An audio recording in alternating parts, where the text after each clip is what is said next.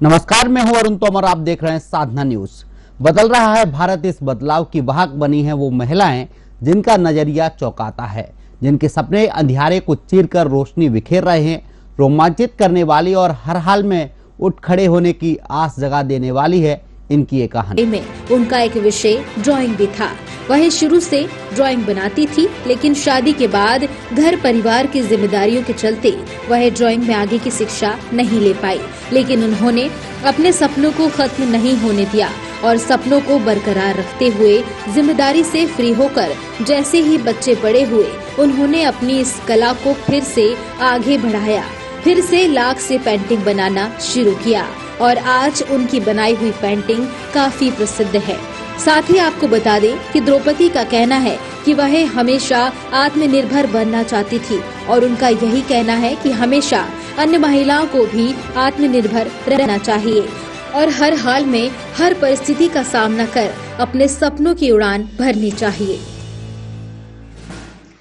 नमस्कार, आप देख रहे हैं साधना न्यूज और मैं हूं आपके साथ पूजा जोशी। हमारे खास कार्यक्रम घर की लक्ष्मी बेटी में आज हमारे साथ एक ऐसी आर्टिस्ट जुड़ी हुई है जो लाख से पेंटिंग्स बनाती है। स्वागत है मैम आपका हमारे चैनल में। नमस्कार ma'am, thank you. Draupadi ji, आप लाख से पेंटिंग बनाती हैं, ठीक है, तो सबसे पहले हम आपकी जीवनी पर प्रकाश डालेंगे। जी मैम मेरा बचपन बसवा गांव है, दौसा डिस्ट्रिक्ट में पड़ता है, वहाँ मेरा जन्म है। मेरा गांव बसवा जावली का बाड़ ग्रामीण क्षेत्र से हूँ मैं। वहाँ से मैंने 12th पास की है। उसके बाद मैंने जयपुर महारानी कॉलेज से ग्रेजुएशन किया है। मेरे पापा टीचर रहे हैं, श्री लक्ष्मण स्वरूप मीना जी, और माँ गृहिणी है। 4 बहन भाई हैं, उनमें मैं तीसरे नंबर की हूँ। वहाँ से 12th करने के बाद फिर मैंने महारानी कॉलेज से ग्रेजुएशन किया। वैसे 11th क्लास से मेरे पास ड्राइंग पेंटिंग थी, क्योंकि मुझे बचपन से ही ड्राइंग पेंटिंग का शौक था।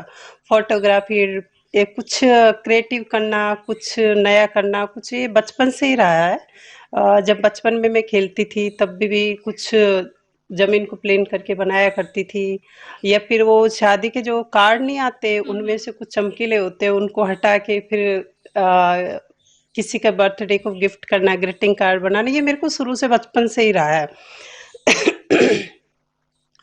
जैसे कि मैंने मिट्टियों की मूर्तियां भी बनाई थी। गांव से थे तो जैसे गांव से मिट्टी लेके आती थी, फिर तस्वीर देख के उनकी मूर्तियां बनाती थी। मम्मी खाना बना के हटती थी, तब चूल्हे में उनको पकाया करती थी, फिर उसके बाद मैं उनको कलर करती थी। वो मैं शुरू से रहा है, काफ़ी मूर्तियाँ बनाई थी मेरी, अभी भी रखी हुई है मेरे पियर में वो काफ़ी मूर्तियाँ। फिर ऐसे करके फिर मैंने पॉलिटिकल साइंस से एमए की। तो उस टाइम दौरान मेरी 99 में मेरी शादी हो गई। उसके बाद मेरे हस्बैंड सेंट्रल स्कूल में प्रिंसिपल हैं, और बच्चे अभी दोनों मेडिकल कर रहे हैं। दोनों बच्चे, एक बेटा है और एक बेटी है। जब शादी के बाद बच्चे के बाद में थोड़ा डिस्टेंस आ गया, बच्चे हुए 99 शादी के बाद में। फिर मैं 5 साल बाद फिर मैंने बीएड की 2006-07 में। फिर जॉब भी किया मैंने सेंट्रल स्कूल में। उसके बाद थोड़ा कहते हैं ना कि खुद की लाइफ से ज़्यादा थोड़ा बच्चों की तरफ, बच्चों का ध्यान देना ज़रूरी होता है, उनकी लाइफ सेट करना, उनकी तरफ ध्यान देना। तो मैंने क्या है, बच्चों की वजह से फिर मैंने ज़्यादा इसमें जॉब में इतना ध्यान नहीं दिया। बच्चों की कैरियर की वजह से हम जयपुर आए। जयपुर मकान बनने के बाद यहीं मैंने बच्चों को सेटल हो गए। सर की, मेरे हस्बैंड की बाहर ही ज़्यादा पोस्टिंग रही है। और बच्चों की जब ये काम भी मेरा 2016 से मैं इसको कंटिन्यू करती रही हूँ, मैं कभी स्टॉप नहीं किया इसको। मैंने ये नहीं सोचा कि मैं घर संभाल रही हूँ तो मैं अपने सपनों को बंद कर दूँ, ऐसा नहीं है। घर संभालते हुए मैंने अपनी पेंटिंग बनाना, ये सब कुछ करना साथ में रखा मैंने। तो ये 2016 से जब बच्चे पढ़ रहे थे, जब मुझे टाइम मिलता था तो मैं ये जो लैक आर्ट है मेरी, लाख की जो वेस्ट चूड़ियों से ये लाख की पेंटिंग बनती है, इसको भी मैंने कंटिन्यू रखा। फिर 2016 से इसको करती रही, इसकी बनाती रही, फ्रेम करवा के रखती गई। करीबन 50 या 60 हो गई होंगी। फिर उसके बाद मैंने इसका लोगो रजिस्ट्रेशन करवाया ऑल इंडिया का, वो मेरा हो गया है। उसके बाद फिर ये धीरे धीरे कंसंट्रेशन से मैं यही काम कर रही हूँ। बच्चे जब बेटी का भी मेडिकल में हो गया था, साल भर उसके, सेकंड ईयर है अभी इस टाइम। जब बच्चों से थोड़ा मैंने सोचा कि अब बच्चों ने लाइन पकड़ लिया, थोड़ा जिम्मेदारियों से थोड़ा कम फ्री हुई हूँ, तो मैंने सोचा औरत के भी कुछ सपने होते हैं कि हमें भी कुछ करना चाहिए। ऐसा नहीं हम परिवार के लिए, समाज के लिए, सबके लिए करते हैं, बच्चों के लिए करते हैं, लेकिन खुद की अपनी भी कुछ भावनाएं होती हैं, उन्हें दबाना नहीं चाहिए। मैं ये नहीं कहती कि शादी के बाद हम कुछ कर नहीं सकते, क्यों नहीं कर सकते, हम सब कुछ कर सकते हैं।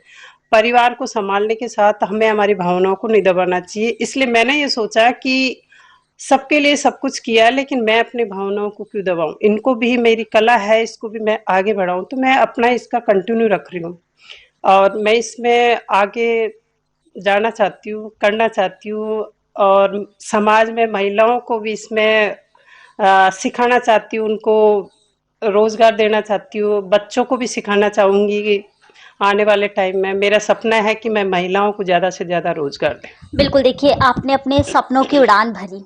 आपने एक गृहिणी होने के बाद, एक परिवार में होने के बाद, एक माँ होने के बाद में, एक पत्नी होने के बाद में भी आपने अपने सपनों की उड़ान भरी, आपने अपने सपनों को जगह दी।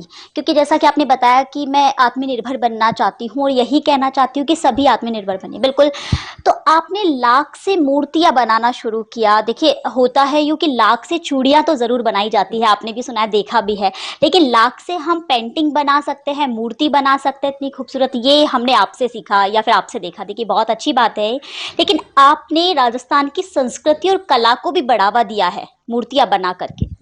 जी मैम, मैं मैं इसमें आगे करना चाहती हूँ। अभी पेंटिंग में मैंने सभी जैसे एक राजस्थान संस्कृति को आगे बढ़ाना, हमारी जो संस्कृति है उसको मैं आगे बढ़ाना चाहती हूँ। इससे कि मेरा शौक है कि वैसे मैं सभी के जैसे भी आप पेंटिंग, राजनेताओं की हमने तस्वीरें नेताओं की और सुभाष चंद्र बोस, इन सबकी, मैं नेताओं की भी, राजनीति से भी मैं आगे करना चाहती हूँ और मैं महिलाओं को रोजगार भी देना चाहती हूँ। देखिए आपने जैसा कि कहा, आप संस्कृति को भी बढ़ाना चाहती हैं, क्योंकि राजस्थान में वैसे भी हमारी संस्कृति बहुत आगे है। तो अब आप महिलाओं के लिए भी एक प्रेरणा है। जैसा कि आपने बताया कि जो महिलाएं होती है सोचती हैं कि हम घर में बैठे क्या कर सकते हैं, नहीं कर सकते, वो अपने सपनों को दबा देती हैं, परिवार के लिए सोचने लग जाती है। बिल्कुल, लेकिन अब आगे क्या है आपका सपना? देखिए अगर हम अचीवमेंट्स की अगर आप बात करें तो इस कला से आपने क्या कुछ पाया है, क्या अचीव किया है? इस कला से मैं ये मानती हूँ कि ये, पहली बात तो ये है कि मुझे इन सब कला को करने से मेरे को खुशी मिलती है। मुझे कहते हैं ना कि इसको अपनी एक हॉबी होती है ना, ये मेरी हॉबी है और इसके करने से मुझे एनर्जी, मतलब खुशी होती है और मैं इसको रोजगार भी देना चाहती हूँ। मैं चाहती हूँ कि ये कला आगे बढ़े, रोजगार मिले, बच्चे सीखें और इसका नाम हो दुनिया में। मैं बहुत अंतर्राष्ट्रीय स्तर पर इसको पहुंचाना चाहती हूँ, ये मेरा सपना है। मैं कहती हूँ कि महिलाओं को कॉन्फिडेंस के साथ अपने काम को कंसंट्रेशन से आगे बढ़ाना चाहिए, कभी अपने आप को कमजोर नहीं समझना चाहिए।